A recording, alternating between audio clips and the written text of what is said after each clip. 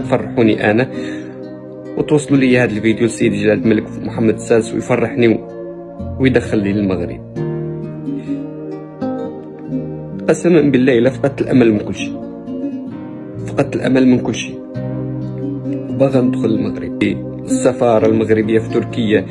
المهم نتمنى منكم تفاعلوا معايا وتوصلوا لي هذا الفيديو. اقسم بالله الا كرهت راسي، دفعت بزاف الفلوس باش صيبت الباسبور، في الاخر ما كيقبلوش ليا لانه سوري. الله يطول لي في عمرك يا سيدي الا ما تدخلني للمغرب. خوتي المغاربه،